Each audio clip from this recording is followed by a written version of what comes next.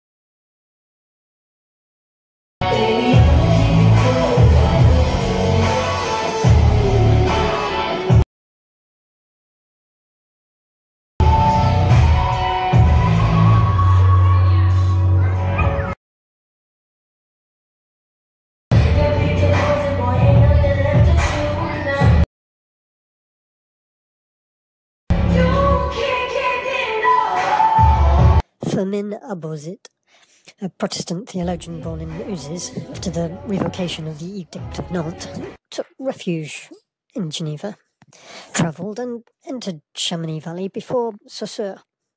Abauzit made a map of the glaciers of Savoy. Unfortunately, his map was never finished or was destroyed in the papers Abauzit burned on the order of the Bishop of Uzes, Benedict de Saussure and Boret. La Rochefoucauld de Duc d'Anville, Goethe, Victor Hugo, Jérôme Lalande all made the arduous trip to Chamonix.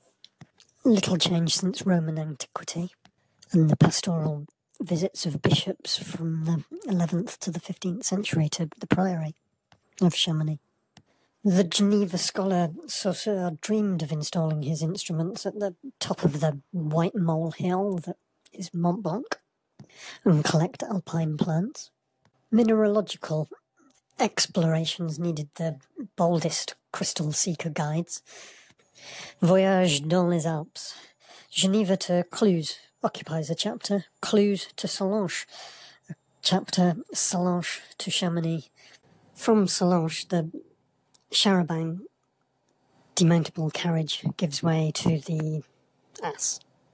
The pack donkey scrapes against the rock of the path to one side and overhangs the precipice to the other. This is the route to Chamonix. Boret was to make literary characters of Chamonix hunters, and in terms of popularity made Chamonix and Zermatt known. Him and his red umbrella, and powdered snow described as cream. Firing off pistols and throwing grenades to hear and feel the echoes of the valley between Bonneville and Cluse was great amusement in these days. Cluse to Sallanches, waterfalls, Mount de Alpenaz, but if your horse gives up half an hour before you reach Sallanches out of sheer fatigue, you're going to arrive there late at night and miss the waterfalls. Splendour. Another day was taken to journey up past the bridge of Saint-Martin-Servoz, where locals are trying to sell graphite. A tour de lac of the town of Saint-Pierre, which was submerged, and the bridge of the Montes Pellissier.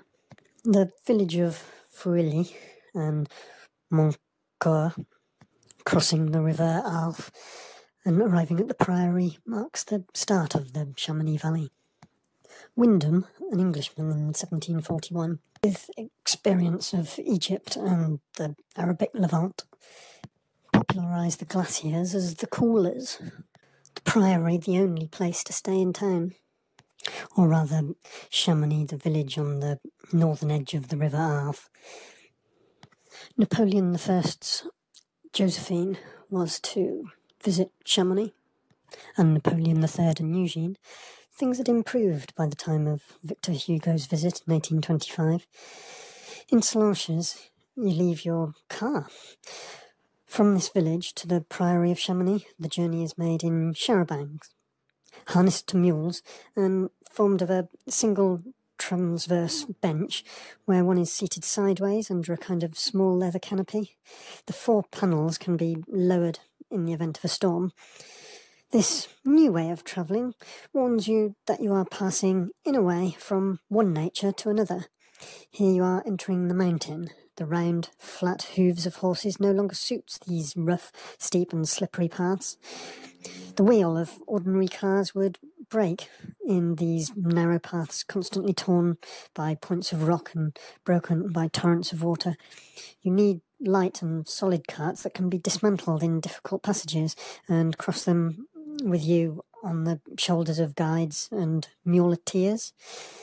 So far you have only seen the Alps, now you are beginning to feel them. Empress Josephine was carried by 8 men, 2 gangs of 4 in rotation, on a chair, raised up. For Victor Hugo, still half a century later, there was no more traced route than the rushing torrent following a stream by mule, rolling stones ringing under their feet. Napoleon was so appalled that he built a road worthy of his name. The Empress was able to stay in what's now the casino. Saussure reached the summit of Mont Blanc in 1760 that he'd observed from the top of Brevant. 20 years later, Paccard and Balmat were the first 2 locals to make it to the top of Mont Blanc. In 1770, Mademoiselle Couturand opened the first tourist hotel, Le Hôtel d'Angleterre.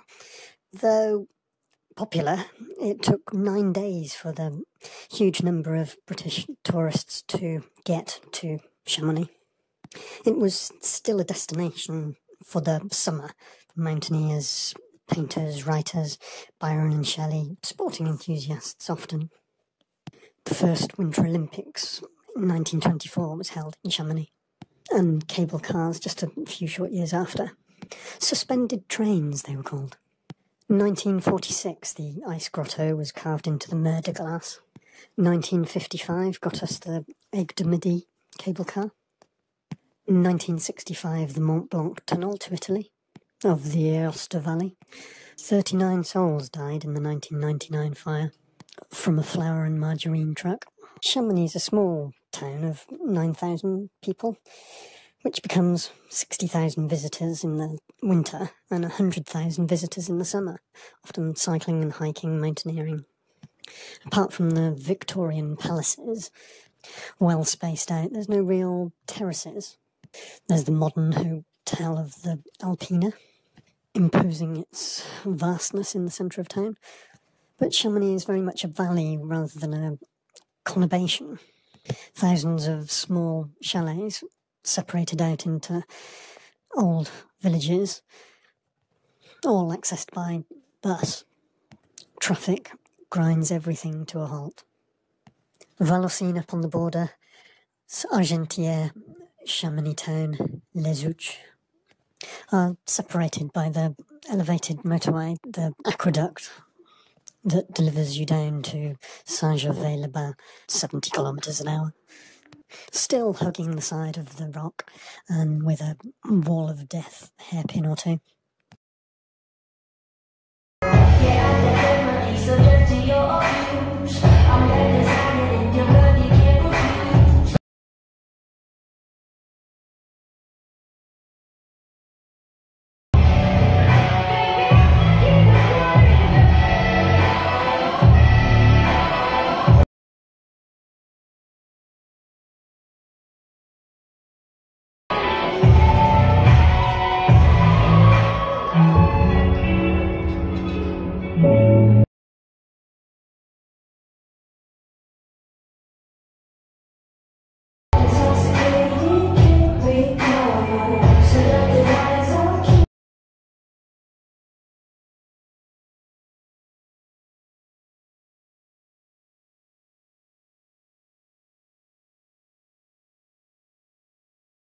Thus thou, ravine of ours, dark, deep ravine, thou many-coloured, many-voiced vale, over whose pines and crags and caverns sail fast cloud shadows and sunbeams, awful scene, where power in likeness of the Arve comes down from the ice gulfs that girds this secret throne, bursting through these dark mountains like flame of lightning through the tempest. Thou dost lie, thy giant brood of pines around thee clinging, children of elder time, in whose devotion these chainless winds will come and ever came, to drink their odours and their mighty swinging, to hear an old and solemn harmony, thine earthly rainbows stretched across the sweep of the ethereal waterfall, whose veil robes some unsculptured image, the strange sleep, which when the voices of the desert fail, wraps all in its own eternity, thy caverns echoing to the Arve's commotion, a loud, lone sound no other sound can tame.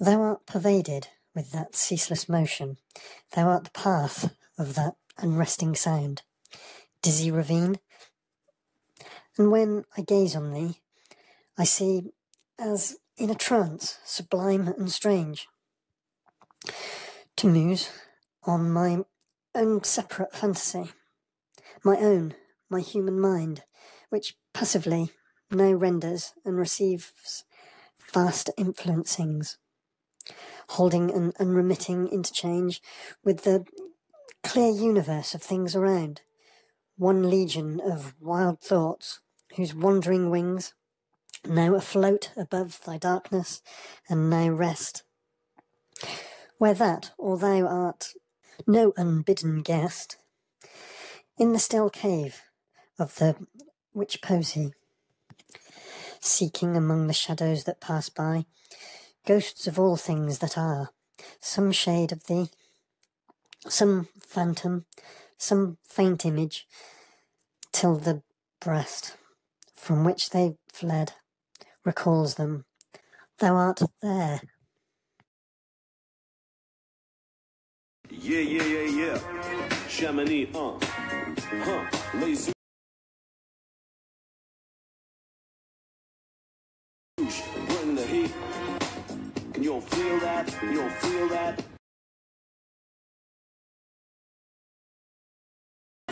Here I am in the place where I come let go. Chamonix, the mountains, the sun, the snow.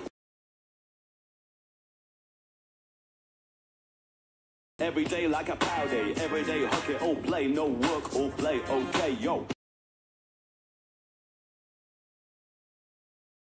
One thing sets us apart from Niagara, Grand Canyon and the other parts in pollution. Yes, we truly the best, we mighty miles higher than all of the rest. Tempo le masque, on est tout d'accord, toute la nuit dans les bas jusqu'à la route. Welcome to Chamonix, bienvenue à Chamonix. Chaud près de feu quand il fait froid dehors, ça dure toute la nuit jusqu'à l'aurore. Welcome to Chamonix, bienvenue à Chamonix. In Cham, it's so hard to breathe. All the sickness in the valley, yo, it's making me heave.